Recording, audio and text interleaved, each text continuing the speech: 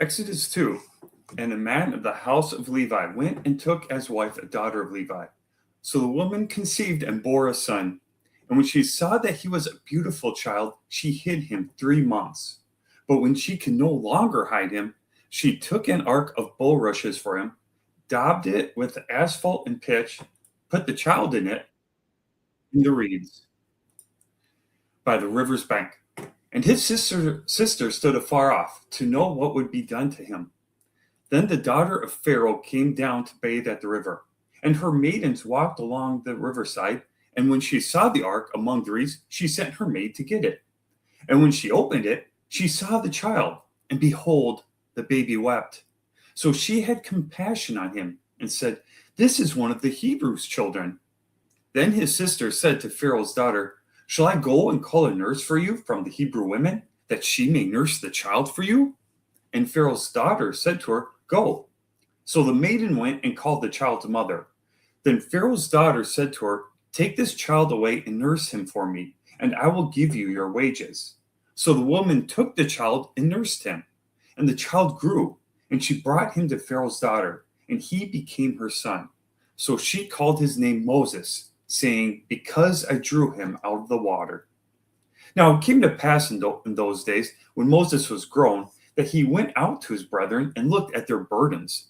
And he saw an Egyptian beating a Hebrew, one of his brethren. So he looked this way and that way, and when he saw no one, he killed the Egyptian and hid him in the sand. And when he went out the second day, behold, 2 Hebrew men were fighting. And he said to the one who did the wrong, "Why are you striking your companion?" Then he said, "Who made you a prince and a judge over us? Do you intend to kill me as you killed the Egyptian?" So Moses feared and said, "Surely this thing is known."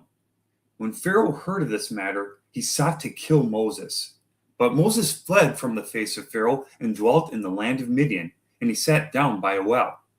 Now the priest of Midian had 7 daughters, and they came and drew water, and they filled the troughs to water their father's flock. Then the shepherds came and drove them away, but Moses stood up and helped them, and watered their flock.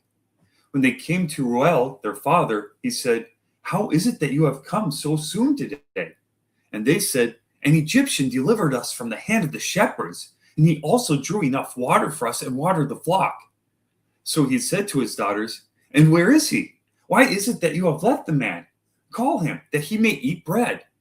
Then Moses was content to live with the man, and he gave Zipporah his daughter to Moses, and she bore him a son. He called his name Gershom, for he said, "I have been a stranger in a foreign land." Now it happened in the process of time that the king of Egypt died. Then the children of Israel groaned because of the bondage, and they cried out, and their cry came up to God because of the bondage. So God heard their groaning, and God remembered his covenant with Abraham, with Isaac, and with Jacob.